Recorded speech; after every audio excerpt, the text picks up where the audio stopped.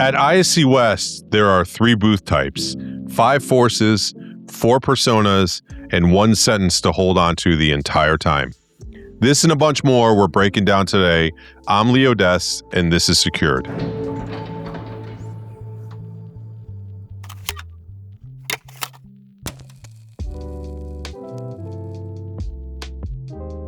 All right, news of the week. A lot happening heading into ISC West. 4 stories this week, and they all point in the same direction. The industry is moving. Not exploring, not pivoting, not piloting, but moving. Let's get into it. First, Wavelengths has a new CEO. Scott Lordo steps in and inherits a company mid-product launch with the Apex Reader and the Leaf Verified credential, both just hitting the market. This is Wavelength's second CEO in a matter of months. The leadership change is notable, but what I'm watching more closely is the product. Leaf Verified is a credential model built for interoperability by design, not by press release. If Lordo steadies the ship and executes on what's already in market, I'd look out. Welcome, Scott, to the industry. I look forward to meeting you and seeing what you do. Second, Action CS and Evalon have partnered to close one of the most persistent gaps in physical security. What happens after detection? Action CS adds strobes and speakers to existing cameras inside their active deterrence unit housing. Evalon layers in AI analytics to extend detection range and cut false alarms. When a verified threat is confirmed, the monitoring team handles audio talkdown, active deterrence, and police dispatch. It's one workflow. Detection to deterrence to dispatch. Action CS will be at ISC West at stand L10. If you want to see it live, check it out. APIs and software are rewriting what integration means in this industry, and it results in automation. We're just starting to see this, and I can guarantee you we'll see a lot more at the show. Third, Brevo has integrated with Actuate AI to bring real-time video analytics into the Brevo security suite. Intruder detection, fire and smoke, crowd detection, loitering, hard hat detection. The target here is remote video monitoring where accuracy and speed are not optional. Brevo's platform continues to pull in best-in-class third-party AI rather than trying to build everything themselves, just like they did with Visitor Management and Envoy. The RVM market is moving from experimental AI to mission-critical AI. This integration is evidence of that. Fourth, ZK Teco USA and Braxos Security Software have integrated Armatura with Braxos to deliver their first fully integrated multi-credential biometric elevator access control solution. That's a mouthful. I'll say it again. The first fully integrated multi-credential biometric elevator access control solution. This is what high levels of security with high levels of throughput look like, especially in a lobby of commercial real estate. The system authenticates building occupants at entry and automatically dispatches elevators to only their pre-authorized floor. It closes a gap that has existed forever in commercial real estate. Sophisticated entry control at the front door, and then anyone rides to any floor once they get inside. Not anymore. Check it out on ZK Teco USA's website, their integrator network and all. That's 4 stories, 1 thread. The gap between detection and response is closing. The gap between digital identity and physical access is closing. The gap between hardware and software is closing. All of it is closing faster than most of the industry expected. That's the thread.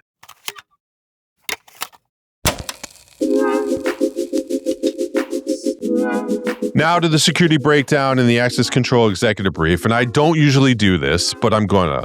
The security breakdown is built for written submissions by the community for the community, and I try to keep it that way. But Steve Van Til posted something on LinkedIn this week, a video as well as an article on the same topic that was too good to ignore. So here I am making that exception. Steve's argument is about single pane of glass, SPOG, S-P-O-G. You're going to hear that term a lot at ISC West. Every other booth will say it. And Steve's point is that the industry has been answering the wrong question. The question the industry keeps answering is, how do you get all that security data onto one screen? The question the industry should be answering is, how do you get all that data onto a single data layer so that AI and machine learning and algorithmic intelligence can operate on it with the full view of everything happening? Very different questions to answer. He uses a great analogy. Think about a nuclear power plant control room. All the gauges are on the wall, operators running back and forth, trying to make sense of what's going on. The same scene plays out in The Simpsons. The problem with the model is it leaves all the decision-making to a person. The gauges and dials are doing nothing to actually solve the problem. What you need is a system looking at the data for you, something running on an AI algorithm on a common data layer, doing the thinking for you, especially when things get hard. A single pane of glass is not a data layer, it's a display. And if you don't know the difference walking into ISC West, you will be sold something that looks a lot like a solution, and it isn't. Steve, thanks for putting this together. Go find the video in the article. We'll put it in the show notes. Both are worth your time. All right, to a written portion of the security breakdown this week, and it comes from Kabir Mega. He's the CEO of KeyShare, formerly from PassiveBolt, and a founding member of the NFID Foundation. The title of it was called The Credential Got Smarter, the Bill Didn't. And this one is worth your full attention, as I do believe one day we'll look back and we'll say, Kabir, you were right. Kabir's argument is simple and it's uncomfortable. Every year at ISC West, the industry announces a new generation of credential. Smarter cards, better mobile wallets, slicker enrollment. The technology keeps improving. The business model underneath it doesn't. Still per user, per year, pay to whoever controls the ecosystem. The format changes, the economics don't. Here's where it gets interesting, though. IT solved this years ago. Cloud migration didn't happen in a single cutover. It happened in hybrid mode. On-prem and cloud running side by side, sometimes even for years. Nobody seriously proposed ripping out Active Directory on day one, but the cloud didn't just change the deployment model, it introduced a fundamentally different economic model alongside the old one. This is an and versus or. Physical security is approaching the same inflection point, and mostly, a lot of you don't even realize it. The reason this moment is different, governments are becoming the identity layer. Mobile driver's license, or MDLs, are rolling out across the US and accelerating internationally. They're not vendor-led, vendor-issued tokens. They are government-attest, cryptographically verifiable identities that people are already carrying in their phones. That opens a question for the industry that has never had an answer to it before. How do you consume a verified identity a person already has without replacing the infrastructure already in place? Kabir's answer to this is called mixed mode. And he didn't just theorize it, he built it. An employee with a mobile driver's license taps a reader. The system verifies this government-issued identity, translates it into a standard credential the panel already understands, and makes an access decision on the existing controller, using the existing PACS logic appearing in the existing audit trail right alongside every other badge swipe. No new management console, no parallel system, no migration event. An employee without a mobile driver's license keeps using their existing badge. Same door, same panel, same PACS. The two populations, they coexist. As digital ID adoption grows state by state and country by country, the ratio shifts organically. There is no switchover day. The closing line is the one that stayed with me. The access control industry doesn't need another credential. It needs a bridge to identity. And the foundation for that bridge, verified digital identity issued by governments, is already in people's pockets. Kabir will be presenting this idea at ISC West. You should go check it out. It'll be on Wednesday, March 25th. If you're there, I'd be in that room. Kabir, thanks for writing it.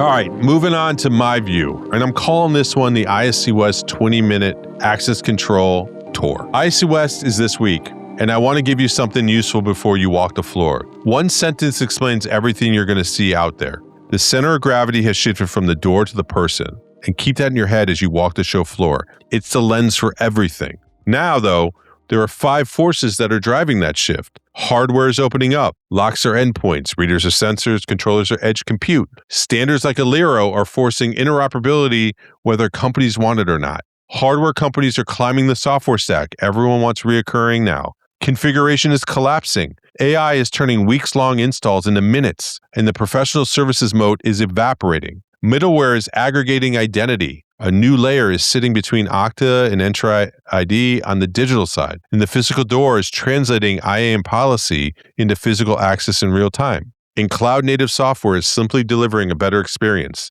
The UX gap between legacy and modern is generational, not incremental. That's the market. Now here's how to read the floor. Every booth you walk into at ISC West, access control, video, anything, I don't care. It falls into one of 3 buckets. Bucket 1 is what I call the sailing ship syndrome. 50 years of market dominance, not failing, succeeding exactly as they always have, incrementally. And that is the problem. The steam engine arrived and most of the industry is still rigging a better sail. Hardware first, software as an afterthought, margins protected, futures mortgaged. They are not asleep. they are solving the wrong problem. When you're in one of these booths, watching for messaging that centers hardware, proprietary language, and legacy channel relationships as the value proposition is the code. Bucket 2 is what I call the big one making the bet. Same scale as a bucket 1, same industry pressure, different answer. These are companies having their Oracle moment. They looked at the shift and said, we are the platform. They added cloud, mobile, integrations are expanding, the moves are real. The question, and it's the right question to ask, is whether the transformation is structural or cosmetic. Oracle rewired itself from the inside. That is the only version that works. In these booths, listen for software revenue emphasis, API language, identity integrations, and how much they actually talk about platform versus product. Bucket 3 is zero legacy, built for the $100 billion era. Started from the identity layer and automation layer and built down. No legacy to unlearn, no installed base to protect, cloud native, identity first, mobile first, platform led. This is what enterprise software looks like when you start in the right place. In these booths, look for consumer-like UX, developer tooling, and native integrations with enterprise identity stacks. And beyond the booths, you're going to meet 4 types of people in those booths. The nevers, who believe the old model is correct and will protect the identity to the end. The maybes, who are curious but not committed. Most are persuadable, most likely to move, though, too late.